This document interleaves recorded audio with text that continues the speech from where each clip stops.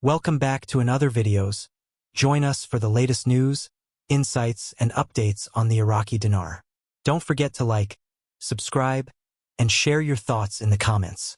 Let's explore the world of the Iraqi dinar together. In today's globalized economy, the flow of money across borders is a complex and often opaque process.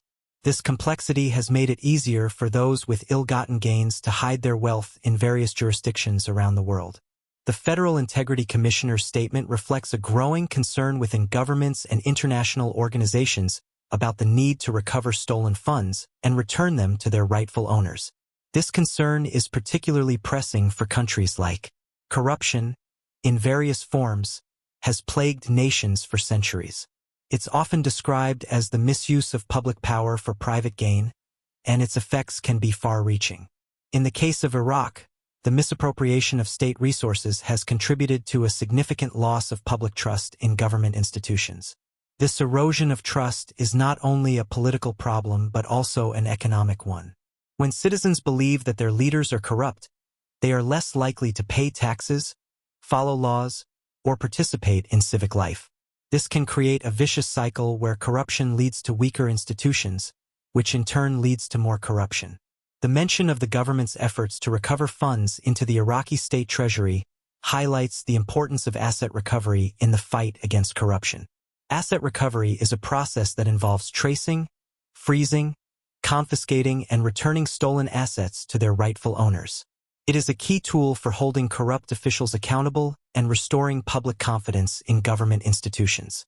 However, the process of asset recovery is often long and complicated, requiring cooperation from multiple countries and the use of legal tools that can vary widely from one jurisdiction to another. In some cases, corrupt officials may be able to evade justice by fleeing the country or by using their connections to influence the legal process. In other cases, anti-corruption agencies may be hampered by a lack of resources or by political interference. The phrase "playing by the rules" can also be interpreted in a broader sense to refer to the need for governments and international organizations to develop and enforce clear and fair rules for the recovery of stolen assets. This includes not only the legal and regulatory framework but also the processes and procedures for tracing, freezing, confiscating, and returning stolen assets. These rules need to be designed in such a way that they are effective in combating corruption while also being fair to all parties involved. One of the key challenges in developing and enforcing these rules is the issue of fairness. In some cases, the process of recovering stolen assets can have unintended consequences, particularly for innocent third parties who may have unknowingly purchased or invested in assets that were originally stolen. For example, if a corrupt official uses stolen funds to purchase real estate in a foreign country, and that real estate is later sold to an innocent third party, the process of recovering the stolen funds may result in the innocent third party losing their investment. This raises important questions about how to balance the need to recover stolen assets with the need to protect the rights of innocent third parties. In some cases, this may require the development of compensation mechanisms or other legal safeguards to protect the rights of innocent third parties who are affected by the asset recovery process. It may also require the development of clearer guidelines and procedures for identifying and compensating innocent third parties who are affected by the asset recovery process.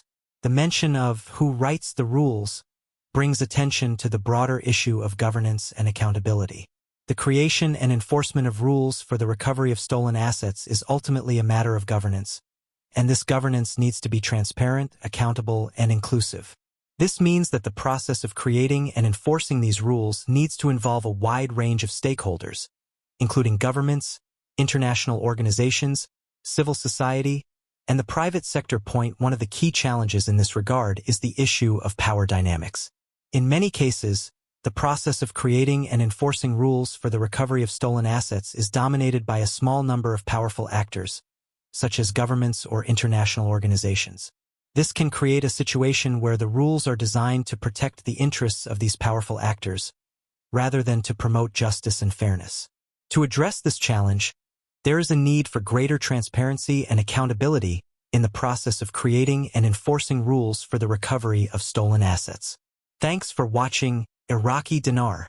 Don't forget to subscribe, hit the bell icon, and share our videos. Your support keeps our channel going.